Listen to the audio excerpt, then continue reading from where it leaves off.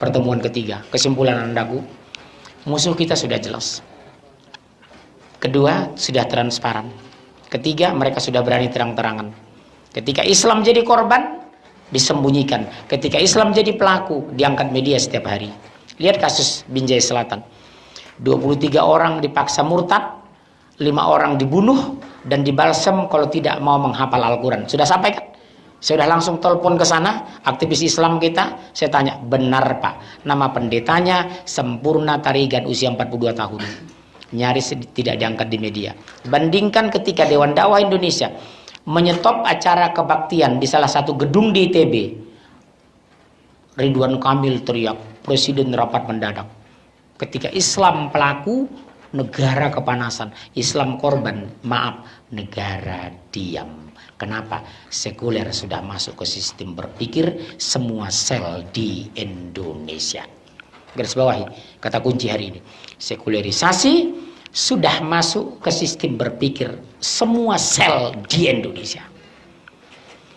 Kita bahas mereka nanti ke depan. Apa itu? Ada 4 penghancuran yang mereka lakukan. Strategi mereka berhasil sudah Yahudi membentuk. Apa itu? Ada 4. Secara ilmiah mereka sudah masuk semua kampus di Indonesia. 1, JIL, jaringan iblis lokal. Kedua, JIM, jaringan intelektual muda Muhammadiyah. Ketiga, INUL, Ikatan Nahdlatul Ulama Liberal. Yang ketiga, JIN, jaringan Islam liberal, jaringan Islam Nusantara. Siapa di belakang? Yahudi. Jaringan Islam liberal, jaringan intelektual muda Muhammadiyah, Ikatan Nahdlatul Ulama Liberal, jaringan Islam Nusantara. Bahasa yang diangkat, 1, semua agama sama. Kedua, menolak penerapan syariat Islam. Yang ketiga, jilbab bukan syariat tapi budaya Arab. Yang keempat, pernyataan mantan rektor UIN Alauddin Makassar, berhubung karena Rasulullah sudah wafat, Al-Quran harus kita revisi. Dr. Dosen pasca sarjana UI yang orang Minang itu sudah menekan Menteri Agama agar perjalanan haji dibubarkan karena pemborosan. 5 tahun ke depan mereka akan mengusulkan barangkali ketika musim kemarau umat Islam tidak boleh sholat karena pemborosan air bersih. Ini akan menjurus ke sini. Mahasiswa saya mengundang Ulil. Apa dia bilang? Pak Ulil, kami dengar Bapak sudah tidak sholat. Iya, kenapa rupanya?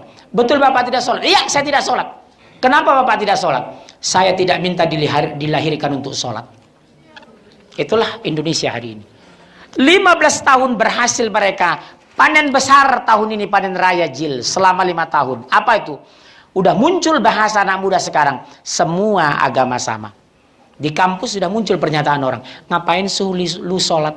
Sholat itu bisa-bisanya orang Arab. Bahkan di Jakarta Selatan udah berani ngomong anaknya sama ibunya. Bu, saya kan umur 15 tahun. Iya, kenapa nak? 17 tahun boleh dong saya memilih agama. Nggak mesti Islam sama dengan mama. Kalau mama paksa saya tetap Islam nanti setelah 17 tahun. Mama itu rasis loh, Ma.